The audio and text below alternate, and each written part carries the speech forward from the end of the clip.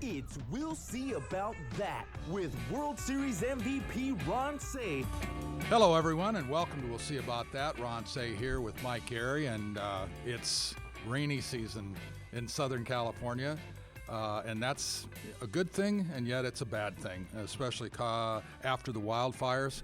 A lot of mudslides, more havoc and chaos. I certainly hope that it doesn't do its big deed here and just wash everything away, but not a pleasant sight after the wildfires here in the last few weeks. Yeah, but everybody be careful on those roads. We got the atmospheric river going, so be careful out there. How was your Super Bowl, Ron?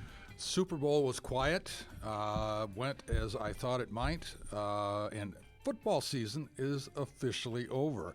You know, this is such a long season these days, and now there's even a talk after the first season of adding the extra game of 17, move it to 18. And with our special guest today, Larry Kahn, we'll have an opportunity to find out where he thinks that might be going.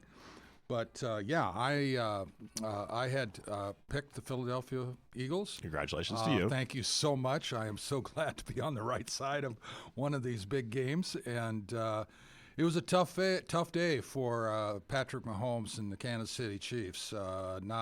Not a performance I think they're going to hang their hat on too long. It was quite shocking, you know, how non-competitive the game was, and especially interiorly. I mean, the Eagles rushed 4. They didn't really, do much. They didn't blitz pretty much at all, and Patrick Mahomes couldn't find anybody downfield, and he got sacked, I believe, 6 times. So it was quite the game. Long day. Yeah. Good news on the Dodger side of things for those Dodger fans who are happy to see Clayton Kershaw sign a 1-year deal to be back one more year with the Dodgers, and of course, for the 4th time in his career, Enrique Hernandez, Kike, will return to the Dodger roster as well. Do we know any of the terms of Clayton Kershaw's 1-year deal? Has that not been disclosed yet? Do not. I wonder if he actually sacrificed some money to come back on a 1-year deal. I would say that he probably had to, and it's probably power-laden with incentives. Bonuses. Yeah. But Kevin Durant, longtime NBA star, scored his 30,000th point, a milestone. Congratulations to Kevin Durant and Anthony Rendon. Wow, is going to undergo hip surgery again before spring training, facing long-term absence, and that is getting to be redundant at this point. How many games do you think he's played? The last time we talked about him, it was like 25 games out of 4 years or something like that. Yeah. Anyway, we're going to return to We'll See About That right after we take this quick break. Stay with us.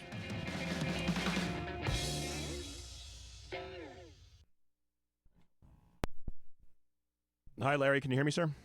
Yes, sir. How are you? Thanks so much for Good, coming how on. you doing? Appreciate it. Nice to see you again. Wash down the hill out there yet? Larry? I'm wash down the hill? Can you hear me, Ron? Can you? Yeah. Are you getting a lot of rain out there today? We're getting a pretty good amount, yeah. Yeah. We got smoked here earlier in the morning. It's Did you? Oh yeah. It's just it was one of those deluge where they call it that atmospheric storm or whatever they call it. Yeah. Yeah. It wasn't quite that bad, but it was coming down pretty good. So. Yeah. Yeah. It's February. It's rainy season. It is. Yeah. Unfortunately, it follows the wildfires a little too closely behind. There's going to be more issues. Too bad. Amazing. All right, Larry, thank you so much for coming on. Really appreciate it. We're going to just run right through these segments one after another. This first one's going to be 10 minutes. We're going to do a 10, a 12, and a 14. Did you know that you were on the same month, what was it, a year ago? It was February 3rd, 2024. 24? Yeah. So almost to the day. Wow. I must be your February 3rd, February whatever. Well, your birthday, my birthday, Yeah, that's right. Oh, shit. It's today your birthday? No, it's Saturday. Saturday, the 15th. Yeah. Yeah, I don't, this is. You stopped counting them? Well, I can't help not to, but, I'm not thrilled. What's wrong with turning 39? That's what Jack Benny did every year. Yeah, double that, subtract 1. Yeah. I'm starting to feel this a little bit. It's not like I've got. Hey, we got a long time left to go and do all the things that I want to do. It doesn't feel that way. Although I can see better today. I can see better. My cataract surgery has gone well, so. Oh, good. Yeah, all good. So are you getting ready for yours on Monday, your party? Yeah, getting ready for the party. We actually there was a service for John Robinson yesterday. Oh. And they did a post service. It was a whatever they call it, celebration of life, and cool. they did the post church thing at the restaurant that we're doing our party at on Monday. Oh. So it was kind of like a preview thing. It was pretty cool. Yeah. Do you want to talk about that on the air? Yeah, Since sure. You guys are big friends. We're big friends. Yeah. Yeah, we were very close. Yeah, for sure. Okay. Okay, gentlemen, here we go. Let's double check our record. Here we go. All right, any pickups going to be at 6:45, and we're going to go ahead and get going here. All right, gentlemen, I'm going to go put Larry's off. That's okay. Here we go. Stand by for Q. Stand by for Ellens.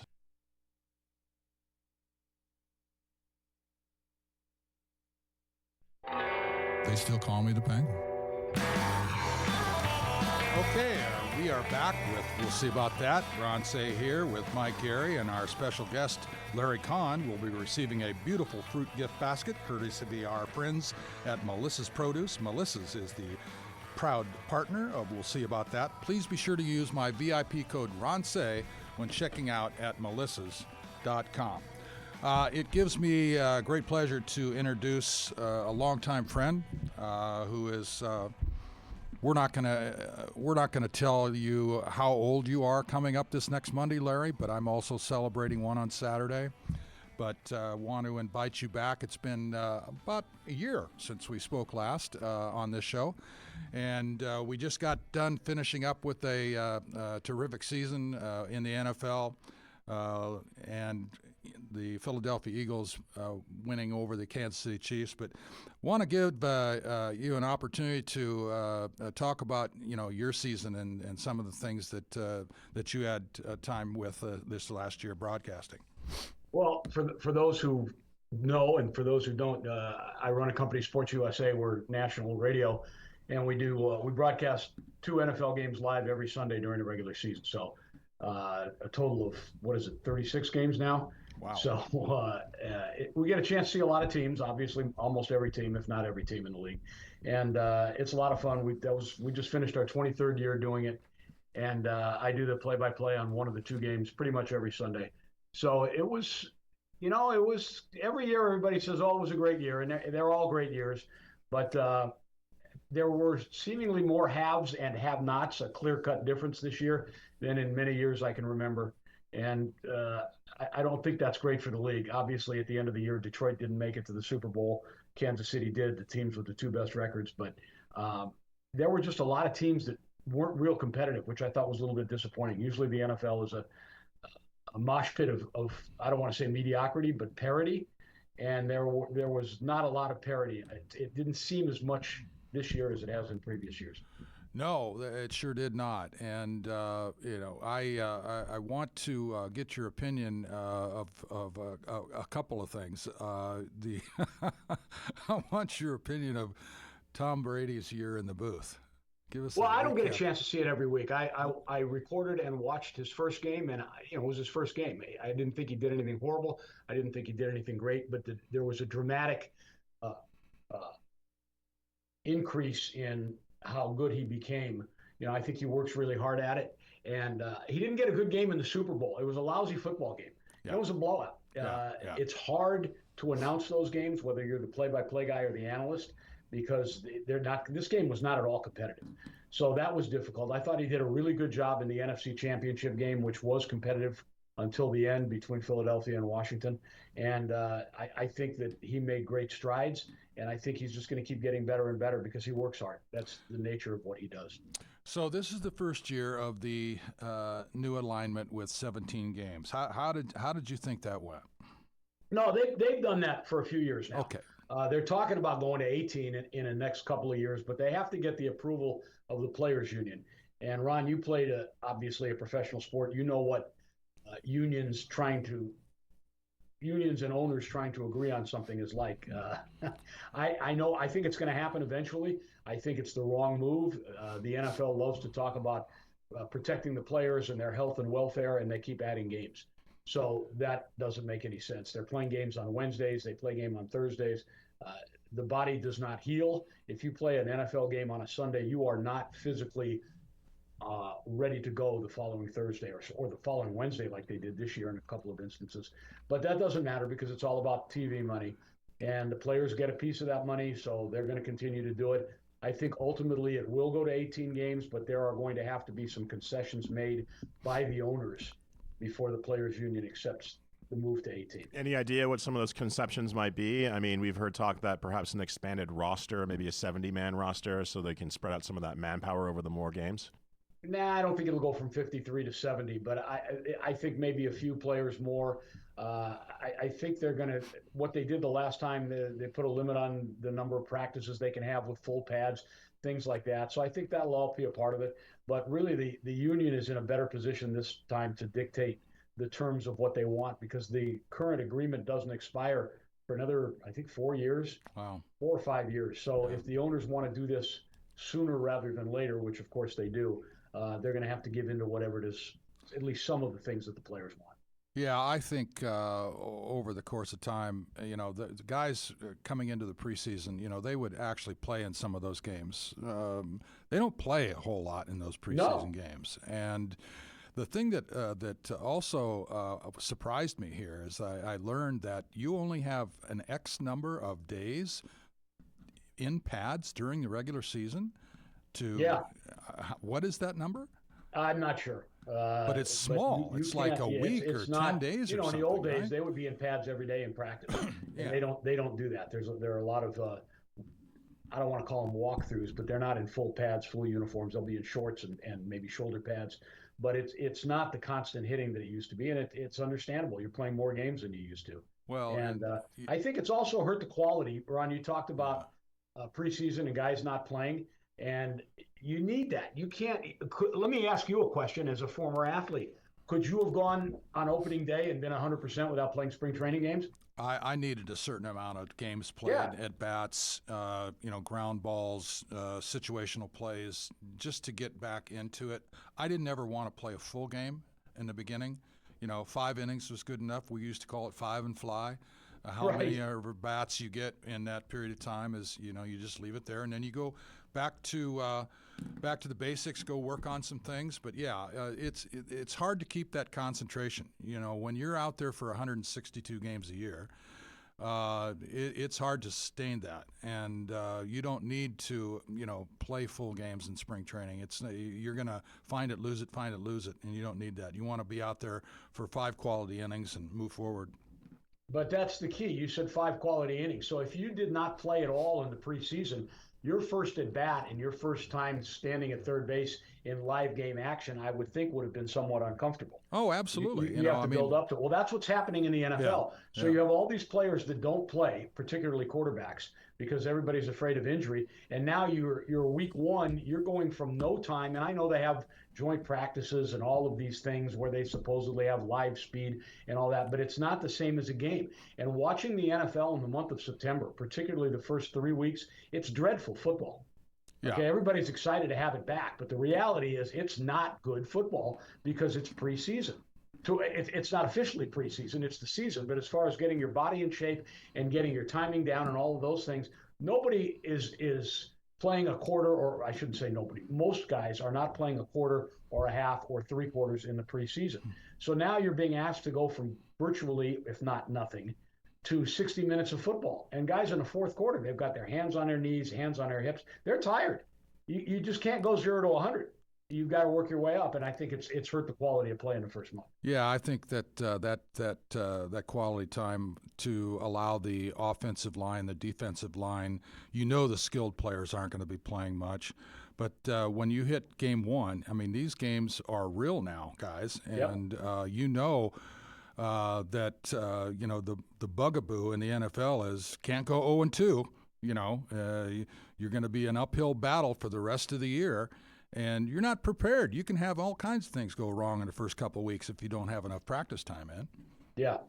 I just think that it's important to play, and I think it's also important to give rookies a chance to show what they can do, because there are a lot of times you'll see a 6th round draft choice who turns out to be an outstanding player. Well, if you don't have preseason games And that's what the league wants to do. They want to cut it from 3 now down to 2, and ultimately, I think they'd like to go to 1.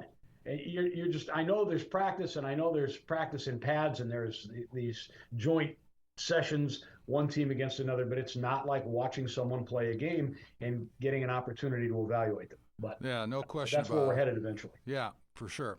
All right. When we come back, I want to talk a little bit about the year that Jaden Daniels had with Washington, and I want your comments about the New York Jets parting with Aaron Rodgers. We'll be right back. We'll see about that right after this message.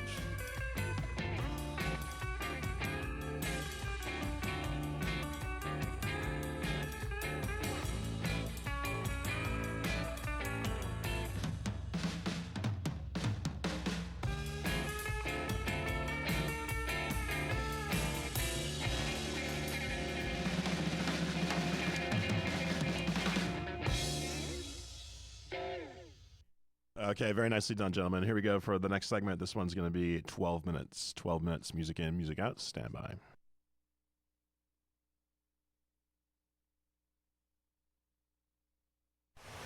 Hello, Ron Say. Okay, we are back with special guest Larry Kahn as the founder and CEO of USA Radio, the carrier of NFL football, doing a terrific job. 23 years again now, Larry? Is that the number? 23 years. Wow. Sports USA has been doing the NFL. Yeah, so congratulations. Since I'm only 35, we're going to be 36 exactly. here. Yeah, well, days. You got an early start. Yeah. Yeah, I got a really early start. Let's move over to Jaden Daniels. This is I'm familiar with him a little bit because he played in my backyard, essentially the Pac-12. Started out at ASU, eventually went in that transfer portal, went to LSU, won the Heisman Trophy Award. And I thought that he did an unbelievable job with the Washington club to get them in playoff position in his first year. Just a remarkable year. How did you assess his year? Oh, it was remarkable. And very seldom do you see somebody step into the NFL and seem to have a total command of an offense. And he certainly seemed to have that. He was calm in pressure situations. He was able to use his legs when he needed to, but he was a quarterback. He wasn't a guy that just looked at one receiver and then if the receiver was covered, it would all break down and he'd start running around. He did a nice job of reading progressions, and he looks like he has a really bright future. Yeah. Well, let's cover the other quarterbacks that made an impact also out of the Pac-12. Bo Nix. Bo Nix surprised me a little bit. Now, he had, 6 years of college football, so he had a lot of games under his belt. But he started off so shaky with the Denver Broncos, and I thought, this is going to be interesting. But he came on strong. He's got a good quarterback friendly coach in Sean Payton, and it'll be interesting to see his development continue. Look, you don't have 4 quarterbacks drafted in the first round and see all 4 quarterbacks succeed over the long haul. It just doesn't happen. Okay, so certainly Jaden Daniels looks like he's going to be successful. Right now, Bo Nix looks like he's going to be successful. We'll see what happens with the other guys that were drafted. So, what do you think about the year with the Bears and Caleb Williams? Caleb Williams? Yeah. Caleb Williams, I have a lot of questions about Caleb Williams. I had a lot of questions about Caleb Williams at USC. I am not a fan of a guy painting his fingernails with F-U, you know what on one hand, and then UTAH when they were playing Utah in the Pac-12 championship game. And then he did it with UCLA a year later when he lost a game that was important. He ran up to the stands right after the game and cried with his mother. I would not have made him the first choice in the NFL draft. He's got a tremendous amount of physical talent, but I don't think he has shown yet the mental side. And the quarterback in the NFL, in order to be successful, needs to be a leader of men. And I have not seen that from him. Thanks for your blunt expertise on that. Don't pull any punches there, Larry. Yeah. Well, you know what? When I first saw the draft, the Bears had 2 first-round picks. They had Williams and Odunze from Washington. And I thought, wow, what an infusion into their offense this is going to be with the other players that they had in the skilled positions. But the offensive line for me was horrible. They didn't protect him very well. He made a lot of mistakes, but I was kind of surprised that they weren't ever able to really get in sync at any point in time. They had trouble scoring points from game one throughout. Yep. A lot of those sacks are on the quarterback. Everybody loves to blame the offensive line, but the quarterback's got to be able to know when to get rid of the ball, and he did not do a good job with that. You go all the way back to, we got Derek Carr playing now, but his older brother David Carr, who took I don't know how many sacks, set a record back when he was a #1 pick and he was with the Houston Texans. He didn't get rid of the ball. You've got to get rid of the football. You've got to know when to get rid of the football, and Caleb Williams has not learned that yet. Okay, he just hasn't. Whether or not he will continue along the same path, you hope he doesn't for his sake. He's got a very quarterback-friendly coach in Ben Johnson, who was the offensive coordinator for the Lions. He takes over the Bears. But Caleb Williams, when the Bears drafted a punter, I think it was in the 5th round, sent the guy a text and said, "Hey, congratulations, but we won't be needing you much this year." Now, you're a rookie quarterback. Really? Is that what you're going to say? There's an arrogance there that it doesn't fly. Now, will he mature? We'll find out. But he's not mature enough to be a star in this league yet. Okay, and I'm going to get to the last one that went, and this is a favorite of mine because it's from my home state, Washington. Michael Penix did an incredible job with the Huskies, taking them to the national championship game against Michigan 2 years ago.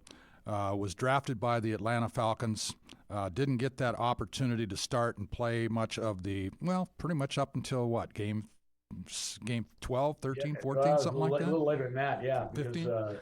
But I'm hoping that he is the answer. What did you see in him in the brief period that he had an opportunity to play? Well, I didn't get a chance to see him live, but in the little bit that I did get to see, he's a young quarterback. I think he will benefit from the fact that he sat for the first however many weeks it was, 12, 13, whatever it was. I think more quarterbacks need to sit and watch. When you look at Aaron Rodgers, he sat for 4 years. He was not a lunatic, I don't think, at that time. That came later. But the guys that get a chance to sit and watch and develop, that was the old plan. And now it's, hey, you're the #1 pick. You're going to come in and you're going to lead us to a Super Bowl win. And it's not fair to these kids. Yeah. So I think that'll help him. He certainly looked good when he played. But this is like anything else, Ron. You see guys that come into Major League Baseball, and for the first 3 months, they set the league on fire as a rookie. And then the word gets out, this is the way you pitch them. And all of a sudden, they come back to reality. And it's the same thing in the NFL. Quarterbacks will show tendencies, and we'll see how defenses adjust and all that. The second year is always the most telling. Well, speaking of Aaron Rodgers, Yeah, Larry. How about that segue, guys? Yeah, the news broke this morning that the Jets are going to quote unquote part ways with Aaron Rodgers. That's a shock. I may not sleep tonight. I know, right? It's amazing, and they're probably most likely going to cut him in the summertime because I guess that has better cap implications. Other than him becoming the Deputy Health and Human Services Secretary, where do you see him? Is his career over, or do you think some team is going to take a chance on him? Well, that's an interesting question. If you are a quarterback-hungry team, and there are a few of them out there, you have to weigh the pluses and minuses. You are not going to win a Super Bowl with Aaron Rodgers, okay? You're just not. He's 41 years old. He was not the same quarterback this past year that he was 2 years previously, and 2 years, forgetting the year where he was out with the Achilles. And so we're looking at 24, 23, he missed 20. He wasn't a great quarterback in 22, and the downhill slide really began in 21. And it's not a dramatic slide. Look, the guy's still able to throw the ball as well as anybody, but his decision-making, certainly his movement getting outside the pocket is not the same after the Achilles surgery. And he only threw for 300 yards one time. He played every game, but he threw for 300, I think it was just once. So he's not the same guy. And they had receivers. And again, you hear, the offensive line wasn't good enough. Well, you know what? He used to get rid of the ball quicker. And now he doesn't. And that's part of the age. So will somebody sign him? People are saying, the Pittsburgh Steelers might take a shot. They might. Look, they got to the playoffs with Russell Wilson and Justin Fields. So Mike Tomlin's a heck of a coach. And I wouldn't be shocked if that was the direction they went in. But Tomlin doesn't put up with any crap. And I think at this stage of his career / life, you better be ready for some crap if Aaron Rodgers is going to be on your team. Yeah, I'm not real thrilled with all the things that I have heard and seen in print about his clubhouse demeanor. It seems as if he kind of throws people under the bus a little bit. And Boy, he did that with Mike Williams. Yeah, absolutely. He threw an interception, and he came out after the game and he said the receiver's got to know where he's going, and he wasn't in the right spot. You don't do that. That's all right. As Not a veteran you just don't. You just say, hey, we weren't on the same page, and we'll work together and we'll get it fixed. And that's the end of it. But you don't sit there and say, well, this guy didn't do this. That's terrible. And your teammates are not going to appreciate that. No. Not just the guy you threw under the bus, but the other guys are going to look and say, whoa, wait a minute now. I thought we were one team. And in my opinion, that doesn't fly well. Well, also, Larry made a really good point, too, about potential landing places for Rodgers. It's got to be a team with an established coach that's not going to be afraid of Aaron Rodgers getting that coach fired, as he's done with several previous coaches. There is that. And I think it's an interesting talk and subject. What about the Raiders? The Raiders desperately need a quarterback. Pete Carroll is going to be there for 3 more years. He just signed that contract. Pete dealt with all the shenanigans of Russell Wilson in Seattle. That is a possible landing spot. I don't think the Raiders have realistic expectations of winning a Super Bowl, so maybe he can be a transition guy. But the question is, who are you going to draft or who are you going to bring in? If you were to bring in Aaron Rodgers, is he going to help the guy behind him? Because there has been some discussion that in the past he hasn't been the happiest guy in the world to help out a Jordan Love or some other quarterbacks that were his backups in the past. Well, maybe he'll find himself looking for mushrooms in Peru. He knows all the spots to get them. Vision Quest somewhere. He hasn't decided if he's going to play or not. That's the other thing. We can sit here and speculate all we want, but he may just say, you know what, I've had enough. It's been a great career, and shut it down. Who knows? And you don't know what you're going to get. Yeah, I'm not going to lose sleep. I'm not going to lose sleep worrying about that. Yeah, maybe Canadian League, maybe USFL. Oh, here you go. You never know. Flag football. He'll go into his dark room that has the light switch and make a decision and go from there. Okay, we got 1 minute left before we take another break. What did you? We can continue this, but Pete Carroll coming back into the NFL. Hey, Pete is 73, going on 45. He's a high energy guy. He's been a successful coach everywhere he's been, and I think he will help that organization. And I really do. You got to get talent first of all, and they've got a ways to go with that. But I think Pete will help them. I've always liked Pete Carroll. Players love playing for Pete Carroll, and I don't think people knew about all the shenanigans that Russell Wilson was pulling, and Pete was able to weather that storm, and they continued to win. So I think he'll do fine. Yeah, I like it too. I always enjoyed the job that he did at USC during that tenure that he had there, and I think he'll bring a lot of energy to Las Vegas. We're going to be right back. We'll see about that after we take this quick break. Thank you for being with us today.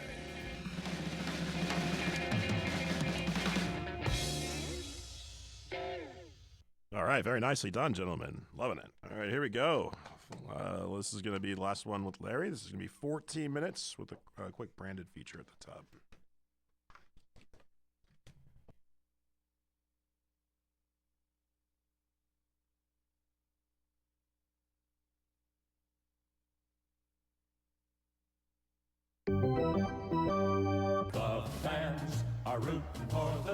And we are back. We'll see about that with the champion and MVP, Ron Say. I'm Mike Airy, and this week in Dodger history, presented by BFF Financial, 1995. A Japanese uniform player's contract loophole enables the Dodgers to sign 26-year-old right-hander Hideo Nomo as a free agent, giving the 5-time Japanese All-Star a $2 million signing bonus.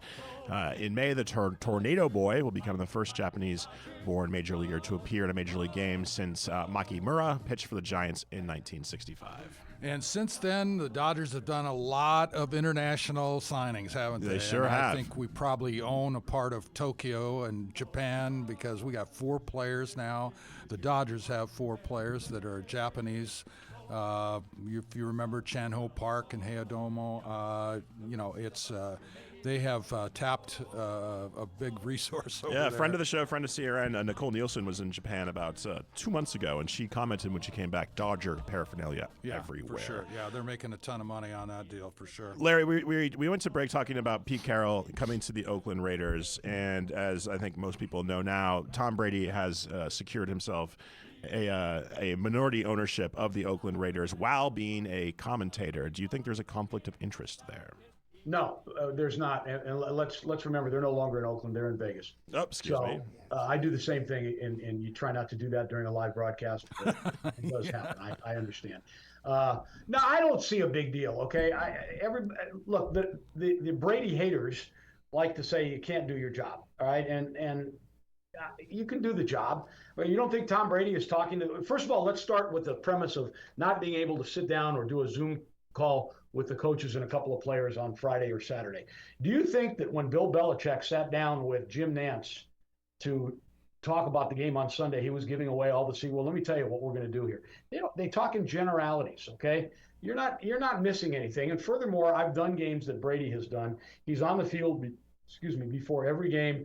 He talks to the players. He talks to the coaches. The fact that he's not doing this Zoom call or sometimes in-person deal, it doesn't make any difference. Okay, it just doesn't. He's going to get all the information he needs. And if Kevin Burkhardt is in that meeting and Kevin Burkhardt talks to Coach A and player B, then when it's all done, Kevin Burkhardt calls Tom Brady and says, "Okay, well, this is what Coach A said and what player B said." He doesn't need to be there. It's absolutely manufactured.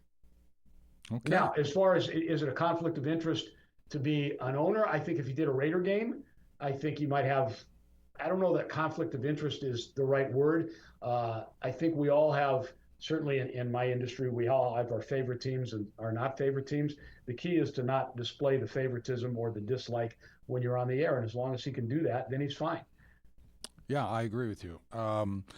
Let's talk about the Super Bowl. The Philadelphia Eagles got out of the chute quickly. They dominated both lines of scrimmage. They harassed Patrick Mahomes all day long. It was not a good day. There were interceptions, there were fumbles, there were sacks.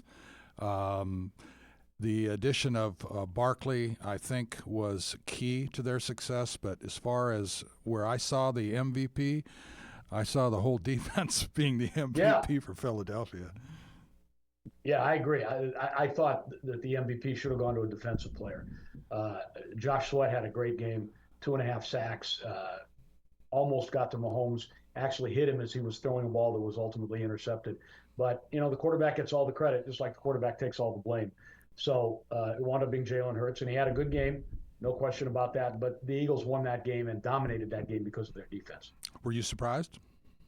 I was surprised at the level of domination. I think as you watched Kansas City all year, you just kept shaking your head and saying they just find a way to win, which is what great teams do. But they weren't blowing anybody out. No. And they were on the precipice of losing to several teams, seemingly, that they shouldn't have been close to losing to. And so it finally came up and bit them in the rear end in the biggest game of the year, obviously. They squeaked by Buffalo. A lot of people were pointing fingers at some questionable officiating calls, which, trust me, the officials are not favoring one team or the other. But, they squeaked by a Denver game where they blocked a field goal at the end during the regular season, a very makeable field goal. They had 2 or 3 instances where they could have been on the losing end. But I was shocked at how thoroughly they were dominated. I really was. Patrick Mahomes did not have, I would say even, he was probably in the middle of the road statistically for quarterbacks. And during the year, yeah. Yeah. Not what you see typically from Patrick Mahomes. Travis Kelce did not have the kind of year that they thought he would have. There were lots of close games. It just did not seem that Kansas City was ever in a position to be at full throttle, and they never turned the corner. Philadelphia, on the other hand, Jalen Hurts was able to carry his load with being able to run the football along with Barkley, who they did a really good job of controlling. But Hurts's runs, his scrambles, the short passing, the dominance of the defense. This game was over with at halftime. Kansas City scored 16 points in the last 3 minutes of the game. That is not even remote. It's padded stats. It looks good at the end, but it's not what happened. 40-6 is probably more the closer score. Yes. I was surprised that he had that bad of a game. I believe at halftime, real fast, the Chiefs had the Eagles had more points than the Chiefs had yards. Yeah, they did. Yeah. They were under 20 yards, I think, at halftime because it was 24-0. It was total domination, and I don't think you can blame Mahomes. Travis Kelce's getting older. He's obviously considering retirement. He's very busy with Taylor Swift, and that apparently is quite the distraction. He's doing his podcast with his brother. He's had a great career. It's hard. It's really hard when you've had that kind of success and you've had that many postseason games. That's another season or two to your body. Okay, they played in 6 straight NFC championship games, and they've been to the Super Bowl as many times as they've been. It's an extra 3 games every year, and it takes its toll on your body. And so he was slowing down anyway. They don't have a great wide receiver. Their offensive line was really cut and pasted, and they did a phenomenal job. The bottom line is that they just kept finding a way to win, and there's a lot to be said about finding a way to win. It's what great teams do, but ultimately they couldn't find a way to win against a team, in this case, that I think had superior overall talent and fewer injuries. Yeah, I do. Let's not forget, Patrick Mahomes has had a brilliant start to his career. You could rank it right up there with anybody. To have won as many Super Bowls at this age, Super Bowl MVPs, MVP awards. They were the 2-time defending champions. Yeah, they got it handed to them, but you can lose those big games, and let's just say that I think Kansas City fans are going to have a hard time kind of swallowing this, but they should be very proud of their team's efforts over the past 3 years. It's been better than anybody else's in total. Yeah. Oh, no question. Look, they have set the new standard in the NFL as far as success is concerned. Yeah, they've done it year in and year out. So I'm sure Kansas City fans are disappointed. They wanted the three-peat and all of that, but certainly they talked about it so much, and then they went out and tried to get the trademark or borrow it from Pat Riley, whatever it was. And Philadelphia's players said, hey, we use that as motivation. Yeah. They were acting like this three-peat is a done deal, and we weren't about to let that happen. And Ron, athletes are always looking for the so-called chip on their shoulder to motivate them even more. And I think that gave the Eagles some extra motivation. Yeah. I want your opinion of what's going to happen to my 49ers. Where are they going? Your 49ers, okay. I did not know you were a big 49ers fan. When I first could watch a football game, they were the closest thing to us on the West Coast. 49ers, since I was, 8 years old, it's been my favorite team. Stuck with them through the thick and the thin. But they had an injury-laden season. All their star skilled players at one time were down, offensive line, defensive line. Where is their future? Well, I think they should bounce back a little bit, certainly, if they can at least stay healthy. They're talking about Deebo Samuel wanting a trade now. Yeah. They have to sign Brock Purdy or make the decision. I'm sure they will, to a big contract. Look, they've got a lot of talent. The head coach is very highly thought of, Kyle Shanahan. I think John Lynch, as the GM, has done a really good job. Was a Hall of Fame player, and he's a very smart front office guy. But this league it's hard. That's what makes Kansas City's accomplishments the last few years so great, because, hey, the 49ers could easily have beaten them in the Super Bowl a year ago. And you look at those two teams, and it wasn't just injuries with the 49ers. They were not the same team, even on the rare occasions they were healthy.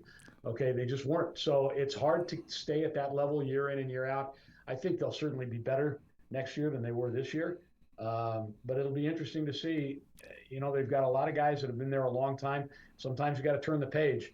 And the division, it's not the greatest division in the NFL. The Rams are kind of up and down. They started the year terribly, finished the year well. But is Matthew Stafford going to come back? Seattle they're okay. And Arizona is not very good. So the division is wide open, and if the 49ers can get some guys healthy and bring in some guys draft wise, they'll be okay. Larry, we're getting short on time, and I know we wanted to talk about this. And once again, thank you so much for coming on. But we know you have a great, deep connection with USC and with John Robinson. Who tell us a little bit about your relationship with John Robinson. Oh, I don't have any kind of connection with USC anymore. That disappeared about 30 years ago. But John was a mentor to me as a kid. Um, when I was a young broadcaster, I was around USC a little bit, and then when he went to the Rams, I spent a lot of time interviewing him and talking to him. And when I had to make a decision as to whether or not I was going to leave Los Angeles for possible greener pastures, he actually invited me to his house. We sat in his office, and he was just he was a great influence on me, and he was a great influence on everybody that he touched. Marcus Allen, there was a celebration of life yesterday for John, and Marcus Allen spoke, and he really hit on that, and the outpouring of support was unbelievable. And John was just a great man, and he's going to be missed. No question about it. Larry, thank you so much for joining us at short notice again. Keep up the great work at USA Radio, 23 years. Man, congratulations. I knew you when you were first getting started, and you weathered the storm. So my hat's off to you, my man. Yeah, I appreciate it. Thanks, Ron. All right, that was Larry Kahn, ladies and gentlemen, and thank you for being with us on this segment of We'll See About That, and we will be talking with you right after this.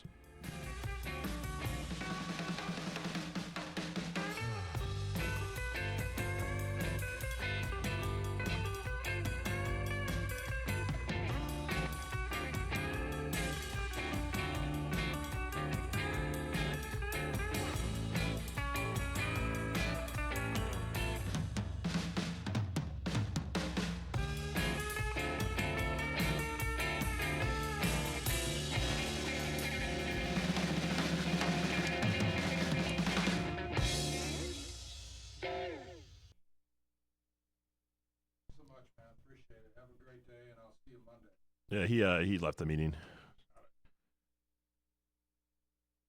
Okay. Yeah, let's take a break and we can do the close.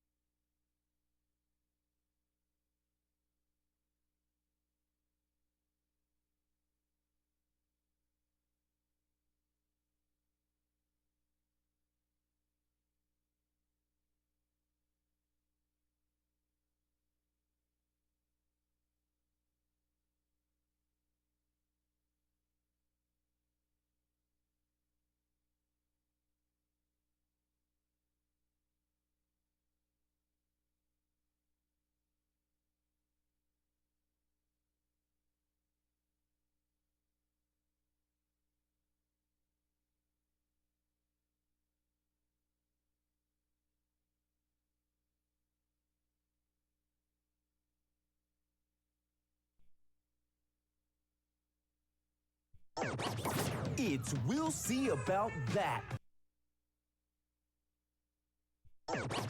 It's We'll See About That with World Series. We're going to return to We'll See About That right after we take this quick break.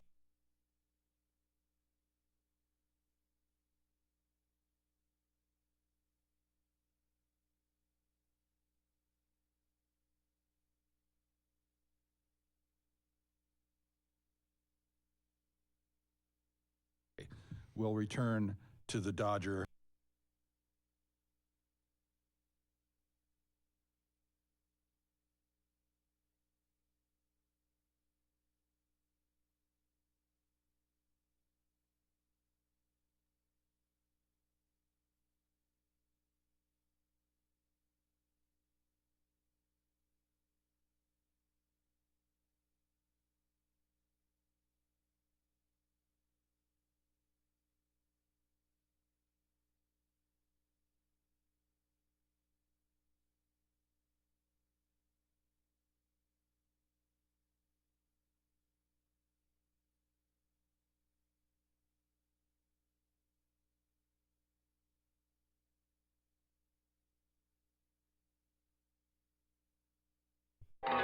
They still call me the Penguin.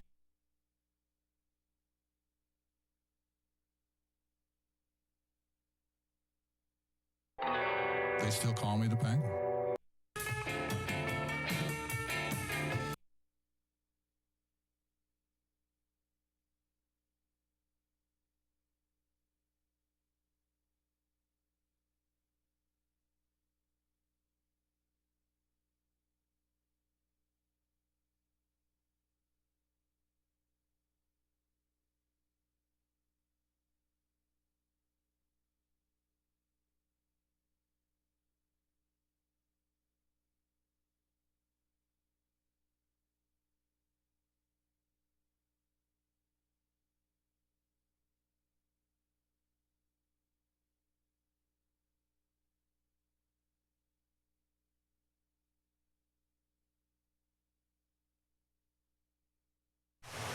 Hello, Ron Say. Okay. All right, very nicely done, gentlemen. Loving it. All right, here we go.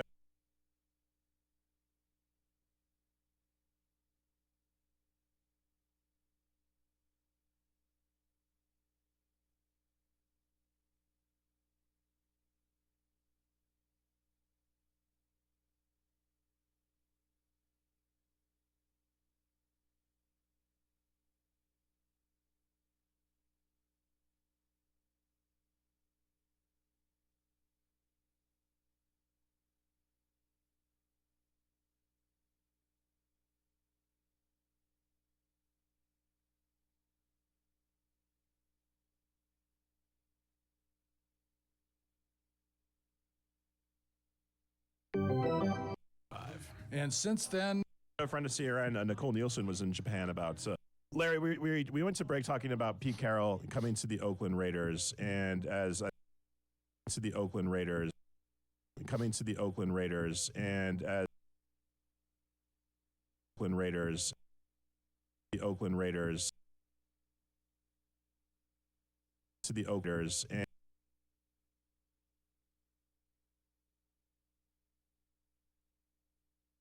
Raiders, Oakland Raiders,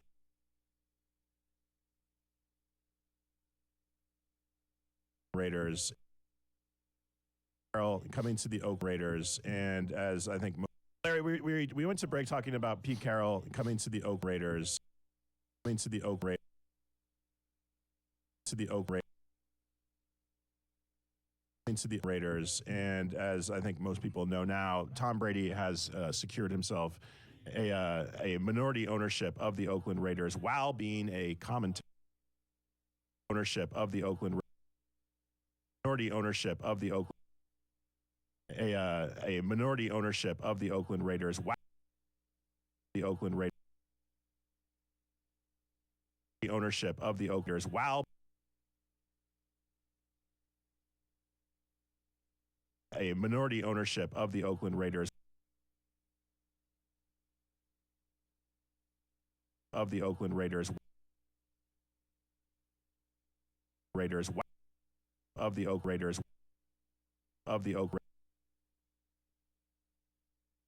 of the Raiders while being a commentator. Do you think there's a conflict of interest there? No, there's not. And let's remember, they're no longer in Oakland; they're in Vegas. Oh, excuse me. I do this. No, there's not. And let's remember, they're no longer in Oakland; they're in Vegas. Oh, excuse me. I do the same thing, and you try not to do that during a live broadcast. But it does happen. I understand. No, there's not. And let's. No, I don't see a big deal. Okay, look.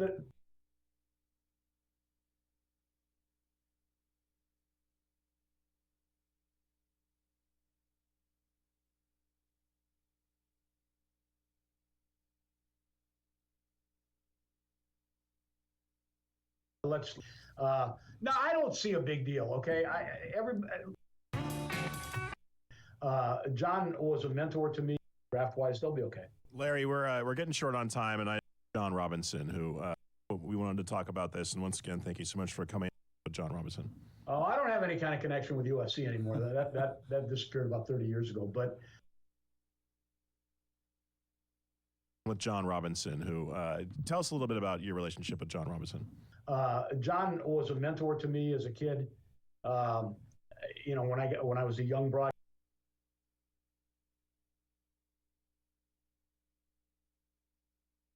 On this segment, we'll see about that.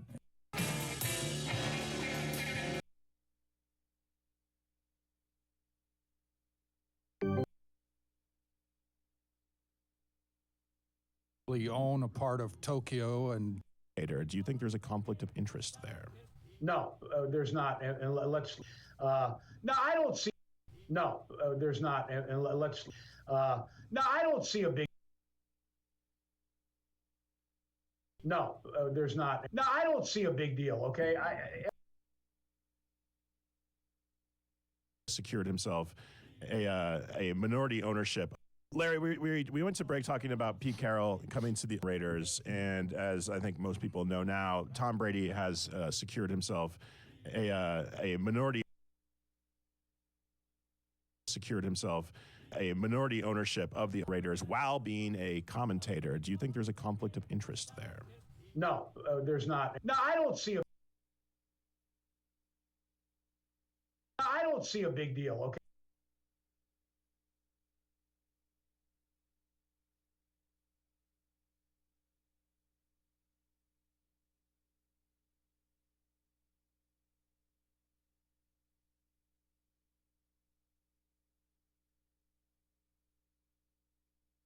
Look, the Brady haters like to say.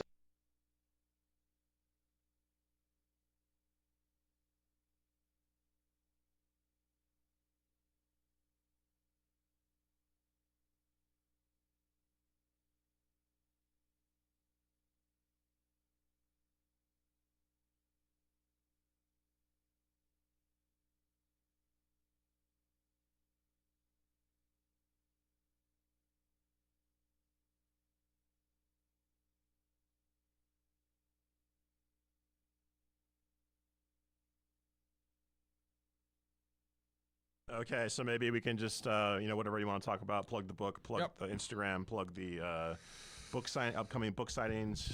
Yep.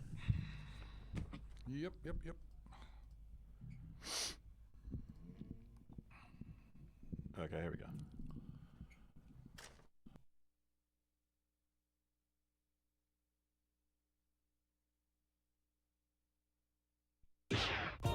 Hey, Ron, how you doing? Campy, just fine. Hey, Say, how you doing it? One game at Okay, we're back. We'll see about that. We're going to wrap up this show here in a couple minutes, and just wanted to remind you to visit the ronsayshow.com, the website. Penguin Power, my book, is available over there with multiple signings. We also have our podcast menu with all of our guests that you can access from the site. Also want to remind you, for those of you headed to Arizona, I will be at Camelback Ranch, the home of the Dodgers, for spring training, March 1st and 2nd, and I hope to see a lot of you there. We'll be available both days for Pretty much the time that you come through the turnstiles until maybe you're winding down the 7th inning stretch. So hope to see you all there. And also, just something that I was made aware of this last week, July 18th, I will be honored at Dodger Stadium as a Dodger legend, and I'm looking very forward to that. There will also be a bobblehead, so I hope to see 50,000 people there that night. It would be a fun night. That's going to be, it's well-deserved, and congratulations to you. We talked with Larry about the Super Bowl, the game itself. What did you think about it as a television show, as a product? Any, did you like the halftime? Did you like any of the commercials, pregame, anything like that? You know what? I did not pay that much attention to the super high-priced ads. It just didn't hit me like it used to maybe 20 years ago. Didn't have that flair. I had a hard time with the halftime show, Kendrick Lamar. I wasn't sure if it was taped or live because of the way that it was presented. I'm saying, are they on the field? Did they tape? I don't know. Maybe I just had a bad view of it. Maybe I wasn't paying attention. But I didn't hear any rave reviews about the commercials nor the halftime show. Yeah, there was, I like the Instacart commercial where they brought out, the Kool-Aid Man and all these different, famous product placement guys. And I really like the NFL women's flag football ad. Those are the ones that really stuck out to me. I do remember one commercial that was my favorite. It was the one that included the penguin. I think it was Red Bull. Yeah, I'm not sure. But anyway, that was great. Yeah, I definitely thought of you when I saw that. All right. Well, hey, listen, thanks for joining us. Larry Kahn, what a terrific job of recapping the 2024-2025 NFL season. Good luck to you again in the future. 23 years of doing the NFL on radio. What an incredible accomplishment that is. So thanks again. We will be back next week, and thanks for joining us.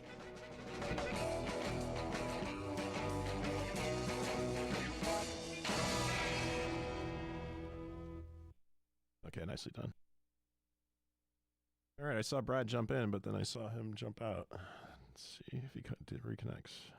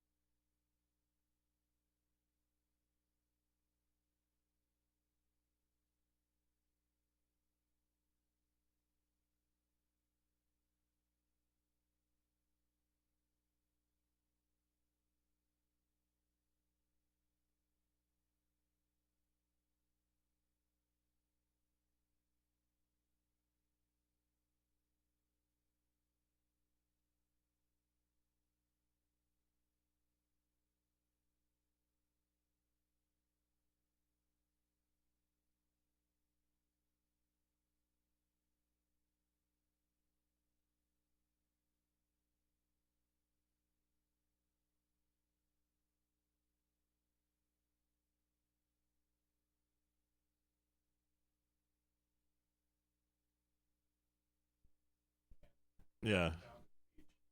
Hey, you guys, you there? Hey, Brad, can you hear me? Yes, sir. All right, we gotcha. Yeah, it's Sorry, I got blocked up. Oh, no worries. We're good. Yeah, and Ron, I wasn't even in the worst part of Altadena. Like, this was the worst part's the northwest Altadena. You were up in there? I went and checked it out on Sunday before the Super Bowl. Some of the damage, it was just really, really crazy. Fucked up. Yeah. Yeah, it's crazy. Yeah, I got one client that lost 2 houses. Yeah. Right next door to each other. Really? Both of them. In the Palisades? Yep. No. Altadena. Altadena. Yeah, I lost several. Yeah, I got 2 fraternity brothers that lived in the Palisades. Both of them, neither one of their houses were impacted. Totally lucky. Like one who lives up in the Highlands, His was fine. I don't remember I didn't hear what happened to his neighbors, but not good. The other fraternity brother, he was a pledge brother. Every house around his was gone. What frat were you in, Brad? Fraternity. You wouldn't call your country a cunt.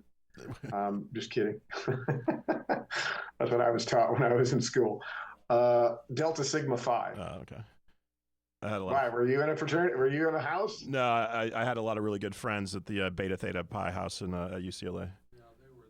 Scholar group at my school. Ron, you were a member. I was a Phi Delta. Yeah, I was in the I was in Animal House. That was our Animal House. Yeah, that's kind of like what we were. We had I think we had 6 basketball players. We had 3 or 4 football players. A couple track and field guys. We had 7 baseball players. Oh, you were the jock house. Yeah, we were. Yeah, and we were on secret probation. Double secret probation. Well, we claimed we were. I mean, that was kind of what went with it because we had a jock house and. We won all the intramural championships, and we got challenged for all the beer kegs and everything by the Pi Phi, or not the, it was the, who was it? The Sigma News used to challenge us Sigma News used to challenge us to a flag football game.